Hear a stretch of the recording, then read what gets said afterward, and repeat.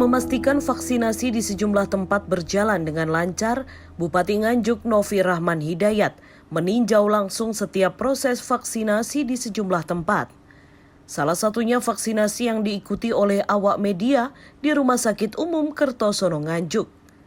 Bupati mengecek langsung pravaksinasi yang harus dilalui para peserta, mulai screening, penyuntikan hingga observasi. Bupati Novi juga menyampaikan jumlah vaksin yang telah didistribusikan di Kabupaten Nganjuk belum banyak, tepatnya 8,3% dari jumlah penduduk Kabupaten Nganjuk. Karena jumlahnya yang masih terbatas sehingga diprioritaskan kepada tenaga kesehatan, pejabat, ASN, TNI Polri, guru, tokoh masyarakat, dan pelayan publik.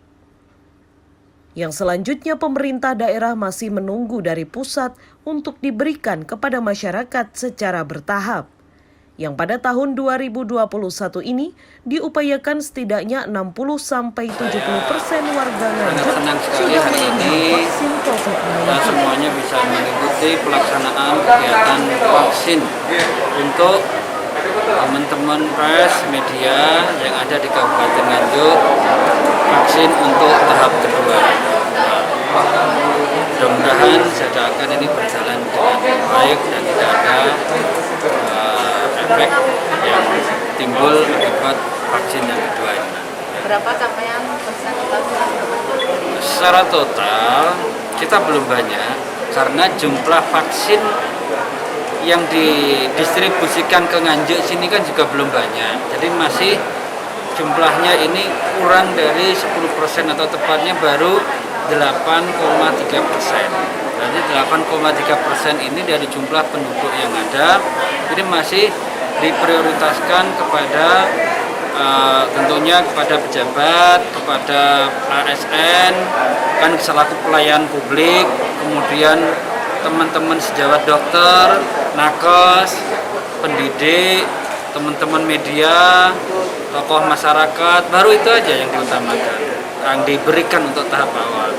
Kami sedang menunggu vaksin dari pemerintah pusat untuk didistribusikan kepada masyarakat. Kalau menurut informasi dari Kementerian Kesehatan, ini akan diberikan secara bertahap dan nanti puncaknya di bulan Mei, Juni, Juli.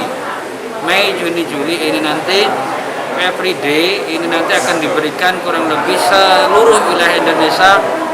Vaksin akan diupayakan mendekati angka 1 juta. Tapi untuk saat ini masih belum, karena jumlah permintaan vaksin bukan negara kita saja ya. Vaksin yang butuh vaksin ini negara-negara maju, negara berkembang, semuanya membutuhkan vaksin. Sehingga keterlambatan atau belum maksimalnya pemberian vaksin ini bukan dari pemerintah daerah, tetapi karena stok vaksin yang dipesan belum datang dari produsennya. Kita aja.